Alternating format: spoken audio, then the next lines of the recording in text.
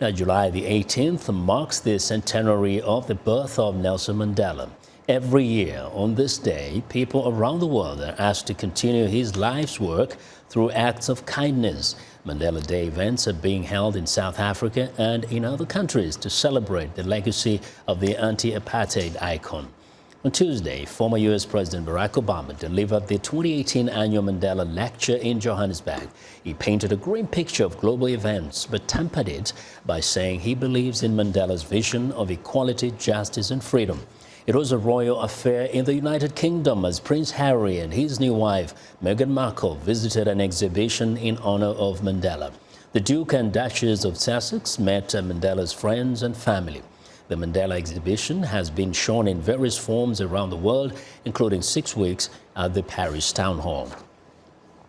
As the world remembers the birth of Mandela, some have wondered the extent to which his legacy is helping shape and influence South Africa as it strives to become a more pluralistic democracy. For some perspective, I'm joined in studio by Paul Nantolia, a political analyst and researcher at the National Defense University's Africa Center for Strategic Studies. He worked with the African National Congress in South Africa. Paul, welcome back to Africa 54. Thank you, Vincent. It's a pleasure to be here again. Wow, a day that we're thinking about a man who captured the imagination of everybody in the world. Indeed. Here's a question. As you observe this day, you were very close to where he was very influential in South Africa and within the African National Congress. How was his influence felt, or at least manifested through the party? Yes, in a number of ways. And I think one of the most critical issues is that he modeled a leadership style that became part and parcel of the principles of leadership that the ANC adheres to. One of those, of course, is political honesty. And you would recall shortly after his release, he visited New York to address a gathering there. And he narrated an experience. You know, in the 1960s, the African National Congress was looking for countries that could offer them bases and offer them support, diplomatic support, military support as well. And one of the countries they approached was Libya. And it was a very, very desperate time. They really needed that support. And they wanted to open an office in Libya. And they, right off the bat, informed the Libyan government that they had Jewish people, you know, they had Jews who were playing a very important role in their military structures as well as their political structures at a very high level. And they said, listen, you have to take us as we are. Yeah. We're working with the Jews. And because of that, the Libyans refused to open, they refused that request. And they actually placed conditions on the ANC and said, listen, you've got to sever these ties. And the ANC said, no, you know, you've got to accept us as we are.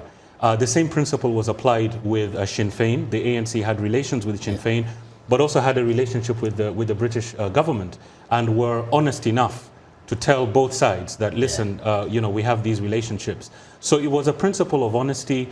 When he was in New York, he said that, you know, anybody who shifts and changes his position based on the person that he's talking to at the moment, does not qualify to be a leader. And that was a critical principle of the ANC. And this was a very strong man with that kind of a principle. But looking at what has been going on inside the ANC in the last several years, have the men and women in the ANC actually upheld those principles? Do we see that level of honesty, that level of sincerity, even when it comes to serving the citizens of South Africa? Right. I mean, I think this is one of the biggest battles facing the ANC because, I mean, essentially the party is sort of gravitating in between sort of the Mandela generation, you know, the Robben Island generation, and the generation that came after, you know, the Thabo Mbeki, Tokyo Sexwale, Cyril Ramaphosa, you know, Kada Asmal and others. You know, there's that generation of leadership.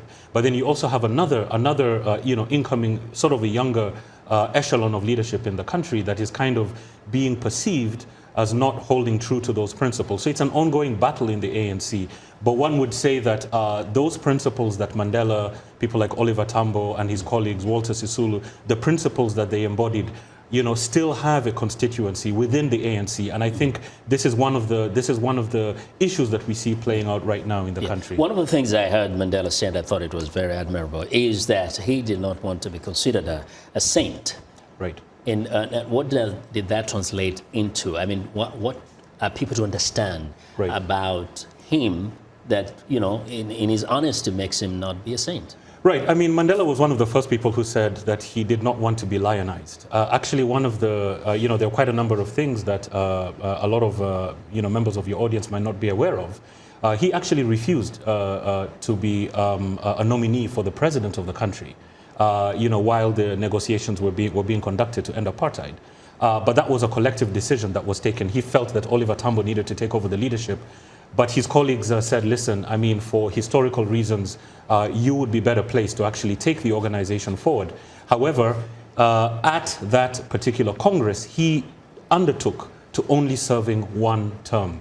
He didn't need to, but he undertook to serving only one term. Wow. So, I mean, he was really honest to that level. Indeed, Yes. It was an extraordinary Yes. man. Thank you very Absolutely. much, Paul, for joining us today. Thank you. To share these perspectives with us. That is Paul Nantolia, who is a political analyst, is a researcher also at the National Defense University's Africa Center for Strategic Studies.